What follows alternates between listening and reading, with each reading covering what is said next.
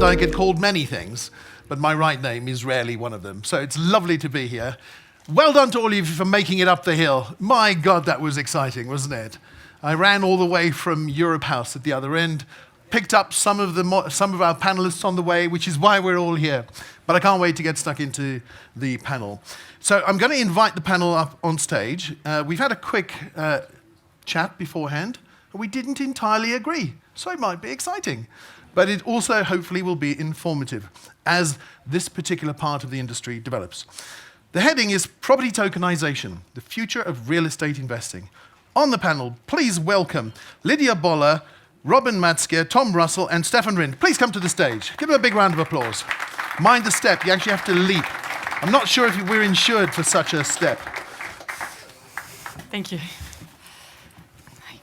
No clicker? I'm going to yep, please have a seat. I might actually just stand. You know what? I'm good. I think I'm just going to drop that over there. This is good. I can also move like... It's good. Don't worry, I do weddings. A little bit. It's fine. Okay. Good. Okay, great. Thank you very much. So can I ask you to please introduce yourselves and say a little bit about what you're doing in the industry, and also mention something perhaps that you think as an audience we should think about as the industry moves forward in real estate tokenization. Please start from this side. Sure. My mic on? Yeah. Okay. So I'm Tom Russel. I work for Alliance. We're a property developer in the UK. We're a developer, construction company, asset manager. We're probably the largest privately owned developer in the northwest, or one of the largest. We are doing an STO for one of our projects. We're raising capital through an STO with Tezos and T0. And what was your last question? What should we be thinking about as the industry moves forward? As you go about this whole project, what is the thing that you think as a community that cares about this asset class? What should we be paying attention to? And we can drill down more later. Sure. I think right now, as it's early stages, I think regulation is very important. I think the first few players that get involved need to do it correct and not make any mistakes, because we don't want to tarnish it before it gets going. So that would be my take. My mistake is if I make it, is to fall off the stage. I'm warning you, it's highly possible. I'm right on the edge here, but isn't that just a bit like our industry? Go for it. Tell us about yourself. All right. My name is Robin. I'm a lawyer based in Berlin, Germany. I've advised and helped the first German fully regulated offering in real estate tokens to actually get to the market. I'm also advising the German lawmakers on actually improving the legal framework for digital securitization. And what I think is, it's not so much about really real estate or anything like that, like specific asset classes. I think it's more about thinking of blockchain as an infrastructure, as a new infrastructure that enables you with more opportunities than you got right now. Okay, that's great. We'll come back and ask you more. Lydia, welcome. Tell us about yourself and what you're doing in the industry. Thanks for having me here. It's a great pleasure to be here. I'm the CSO at Crowdlitoken. At Crowdlitoken, we are allowing investors starting from 100 Swiss francs or 100 euros to actually create their own real estate portfolio. Everything digital, everything online, open for everyone. It's live and fully transparent.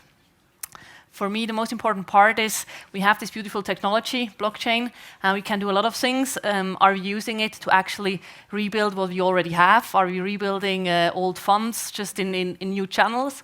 Or are we actually changing something? Are we creating new ways of investing? Are we open up asset classes for people that didn't have access yet? What are we changing with the technologies we have? What's new? Why should they care? Yes. I'll come back and ask you why later.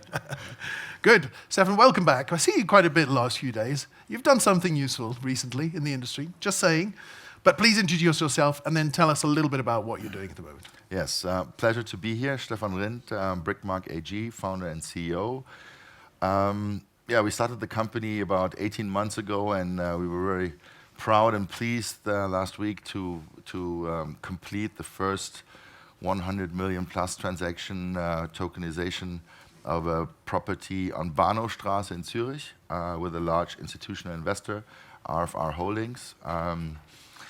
we were expecting some positive feedback, but actually we were actually overwhelmed of what we received so far, and I hope it can be and could be a icebreaker also for the industry, not only from the blockchain side, but also I got a lot of response from institutional investors, property investors who haven't thought about this and haven't thought that this is possible.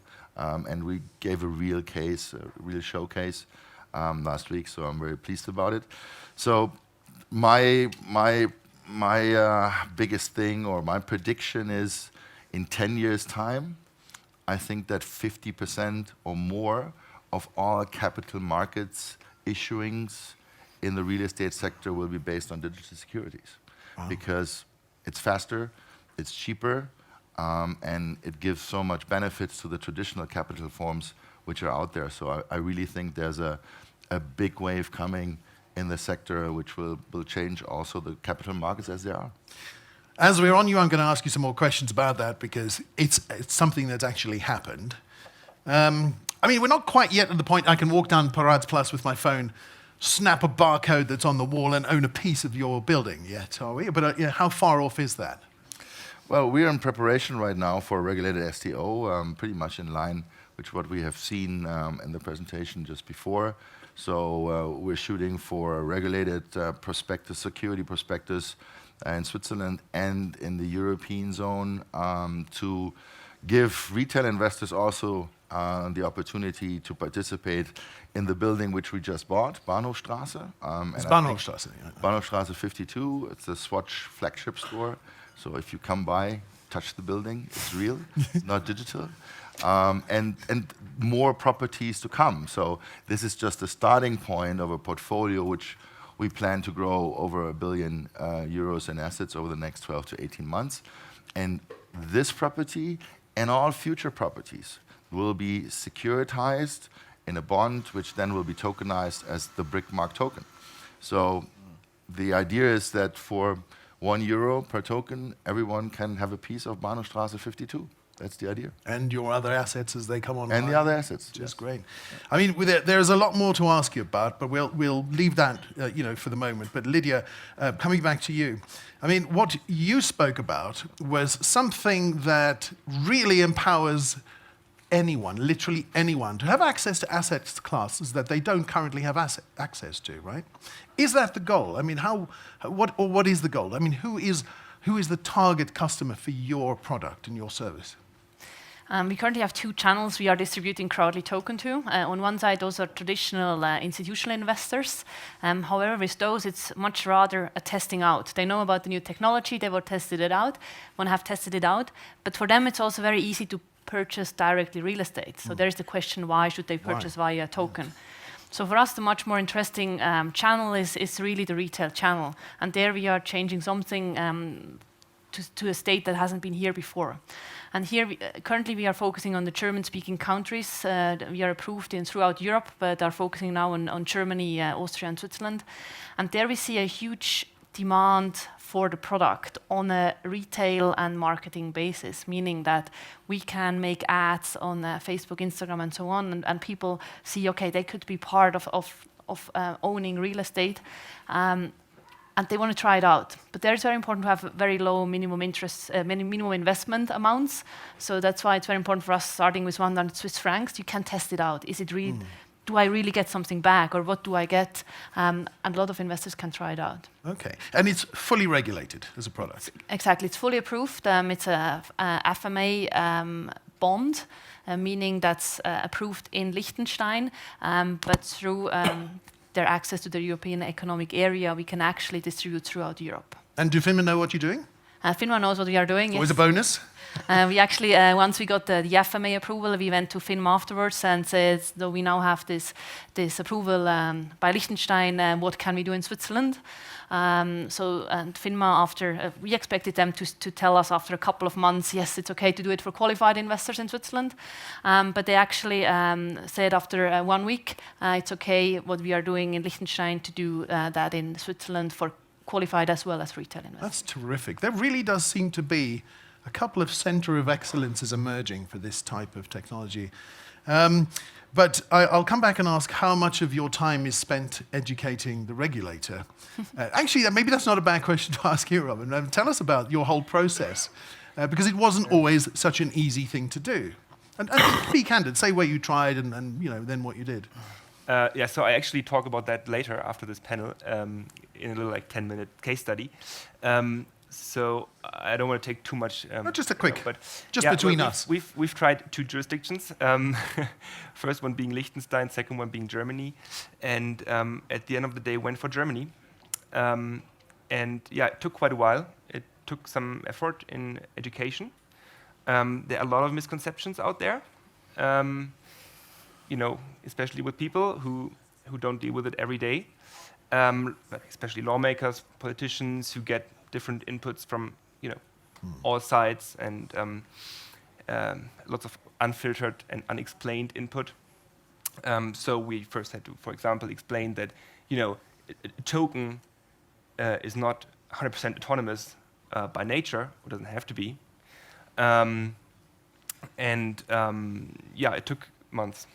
It took months. And of course, there's legal fees associated with this. But it's great that pioneer work is done, because every time someone does this with a regulator, they learn more. Eventually, I think it will raise the standard. I mean, that's the trouble with being the pioneer and the vanguard, right? You get to pay the legal fees, but they're worth paying because they keep you out of prison. Yeah, this one actually, I can definitely say everybody is keen to learn. That's good. Right. Actually, that's at least favorable, right? Yeah. Actually, we had a slight disagreement. I was saying that in the UK, we would put projects like this into the FCA sandbox, right, where the regulator learns, and if you screw up, you don't go to the prison. But you don't think we should have a sandbox. Tell us why. Go for it. So why lowering the standards when you can actually comply with the standards? See, that told me, didn't it? If you're going to do it right, do it here right. I love that. It's a great answer. If you want to get into the game, just do it properly and not try to, take advantage of exceptions, of circumventions of what's there. Just deal with it. And I mean, I'm not saying that the system that you're diving into is perfectly working. Definitely not saying that. There are many things that are kind of causing friction throughout the process, but I think you just have to, educate the regulator a little bit and show them, look, this is not working because of X, Y, and this is why, in the future we should change these regulations and adjust them to the reality. But if you have the chance of doing it properly or doing it, under exceptions, I would just opt for the proper way. Well, in the UK, we hope that as we get through our interesting time with Brexit, that we will have our liquidity markets open to such opportunities like this, because there's plenty of liquidity in London looking for good opportunities. But Tom, you're not a tiny developer. I mean, you're one of the most serious developers in the UK, and you're, the project, I think it was River Plaza, yeah? Yeah. In Manchester, is a pretty serious project. How are you putting that whole deal together? Describe it to us briefly. So the deal is it's called a build-to-rent PRS scheme. So it's only for the rental market. So it's although it's a residential scheme, it operates a bit like commercial in some ways. It's got, like I said, 100% occupied by the rental sector. We currently have planning approval. It's ready to go. So we're doing initial raise. I can't say how much because we're not sort of available for retail. We're only good man. See, no advertisement there. You did the right thing. Well done. Stick to the regulations. Good man. So I'll wait for them to figure out the retail and then. But who's helping you structure this and organize it? So we're lucky enough to be working with Tezos, T0, and Megalodon, helping us. Oh, that's awesome. Actually, I think we're hearing, aren't we, from Roman, aren't we, from Tezos, the foundation. Is Roman here? Yeah, great. So we're going to hear from you afterwards. So most of you guys are doing ERC20, is that right? ERC20 tokens, yeah, yes? we do. No? Some nodding's good. Yes. But you're going with Tezos and T0. Yeah. So we'll be the secondary market will be T0, so existing buyers can obviously sell later down the line. This is T0. so good for the industry. Real choice emerging. Love to be able to ask the Esteban, isn't it, from Megalodon a little bit about the advice work and find out why, because the more knowledge that we share, I think we'll find there's all kinds of different varieties. So I just want to ask the organizers how much time I've got, because there's no clock. Anybody can help me with that? Where's that? On there. Oh, there. 8 minutes. Thank you. 9 minutes. 9 minutes, great. So we will have time for questions, thank you. I just can't see it from here. So the questions are that flow from this. When you think about the liquidity pools that are needed for this and the types of investor, right? I think Lidia, you said it. You know, they can buy real estate anyway, right? It's quite a hill to expect institutional investors, let alone retail investors, to climb that hill and figure out what they need to do to buy and to hodl. And you know, am I going to have to copy and paste my private keys into a what? A wallet? A meta what? You know. So I mean, it feels a little raw, a little bit funky. But of course, family offices and people that are professional about investing will get through that, figure out what they need to do. How far are we off that ambition that you spoke of, Lidia, which is that a significant percentage of, say, retail investors would buy real estate assets in this way? I think there are 2 points to this question. One is distribution, one is liquidity. Yeah. So distribution is currently, I think, the missing link most often. So a lot of people can and do tokenize. That's not such a big thing, but actually having the sales channels and distributing, so really bringing a lot of investors in, that's the major thing that's currently missing in most token projects, I believe.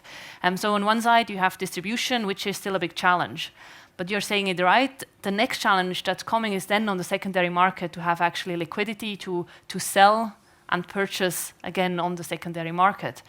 There, for me, there are different points that need to be considered. One is infrastructure. We need to have infrastructure, meaning regulated exchanges, meaning liquidity providers, meaning banks, and so on, that are actually making and maintaining those platforms where we can trade. Here we are trying to make the bridge between the traditional and the new world. Those have to work together. This crypto and token world cannot work without the old traditional world. So infrastructure is a very important point for liquidity. And the other part for me is the user base. So we are raising for 100 million. If we would sell those 100 million to 5 investors, each 20 million, we do not have liquidity afterwards, right? If we are selling it to a full range of investors, different types of investors, we might be able to improve liquidity from a user perspective. But still, we need the infrastructure. There, we cannot do that much. There, we have to wait on the institutions actually providing it. Very cool. Stephan, who's going to buy your token? Well, the interest so far was, professional real estate people. Is that partly to do with such a cool property? Maybe it's a cool property, and of course we were, thriving for something which is catchy, and people, wake up and says, "Wow, this is something." There's only 110 properties on Bahnhofstrasse, and there will not be 111 in the future. So this is limited, and a lot of people trying to get their hands on a property or part of a property. So this is really an eye catcher and a landmark transaction which will help us to market the whole thing. And the future projects we're looking at have a kind of similar, prime profile. Okay. So that will help. But I agree with Lidia. The infrastructure for institutional investors need to be built. It's 2-3 years out. I'm pretty certain that we will see the first kind of regulated crypto exchange places, also from large providers over the next 6 to 9 months. Very confident about it. We also talked to the Stuttgart Stock Exchange. So there will be some retail investors. It will be mainly family investors, family offices, qualified investors in the beginning. But the idea is to get out with our product soon, build it up, and already create a kind of brand track record, which is very important for institutional investors. That when the time comes, we're ready and we're there and we're established. Now, I know you're doing things right because you survived the grilling by Lucius Meiser earlier, which said, "Where's your smart contract? I've been looking for it," which was awesome. But actually, tell us how you've done that now, how you've done it, how it will convert to a token and when. And then, while that's happening, are you ring-fencing those funds? Yeah, a very important point. So with the current buyer of our tokens, who were the seller of the property, we signed off an early contribution agreement. So it's like a call option of the token once the security token offering is completed. By then, every funds we receive, 95% is kind of ring-fenced. We don't touch it until the STO is completed. 5% is kind of covering operational cost involved in the whole thing. So that gives also a kind of security to the people who are kind of giving us the money at this early point in time where we have no listing or completed product. So that's where we're heading. It's working very well right now. We have about 10 investors right now, including RFR in the last transaction. And now we do like private placements, one more round before we go for the prospectus on a qualified investor basis. And then hopefully by summer we are open and have the regulations behind us, where you guys are already ahead of us. And then also get access to retail investors.